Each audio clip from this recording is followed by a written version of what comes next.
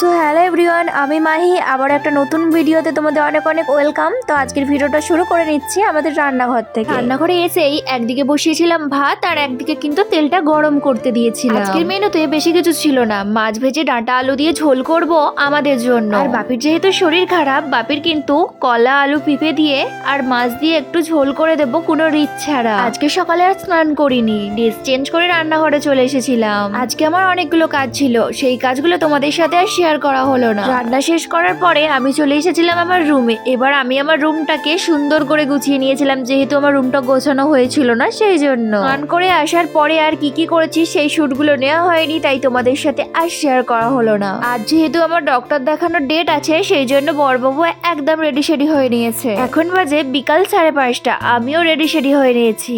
আর আমি কোন ডক্টরখানায় যাই সবকিছু তোমাদের সাথে শেয়ার করব, তোমরা ভিডিওটা দেখতে থাকো। দুজন মিলে বেরিয়ে পড়লাম ডক্টর দেখানোর উদ্দেশ্যে। আর দেখো ব্যাকগ্রাউন্ডটা কি সুন্দর লাগছে, ছোট্ট একটা ভিডিও করেছিলাম তোমাদের সাথে শেয়ার করব বলে। আরে হ্যাঁ, তোমাদের তো বলাই হয়নি আমি ডক্টর দেখাতে কোথায় যাই। আমি যাই মেচেদায় ডক্টর দেখাতে। সত্যি কথা বলতে এরকম আবহাওয়া থাকলে বেশ ভালোই লাগে, কিন্তু এর আগে এত বৃষ্টি হয়েছে যেদিন যেদিন ডক্টর দেখানোর ডেট ছিল যে কি বলবো। আমি কিন্তু মেচেদায় ডক্টর দেখাতে যাই 1 নম্বর গেটের সামনে। চলো কি ডক্টর দেখাই তোমাদের দেখিয়ে দিই।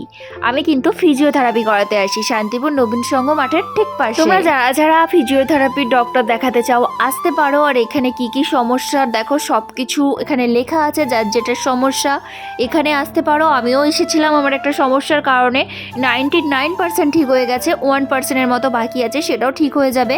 আমার নিজের অভিজ্ঞতা থেকে তোমাদের শেয়ার করলাম। তোমরা চাইলেই এই ফিজিওথেরাপি ডক্টরের সাথে যোগাযোগ করতে পারো। আমি আমার নিজের অভিজ্ঞতা থেকে তোমাদের শেয়ার করছি যে 100%-এর মধ্যে 99% ঠিক হয়ে যাবেই। আজকের ভিডিওর এই পর্যন্ত থাকলো, বাই সবাইকে, টাটা।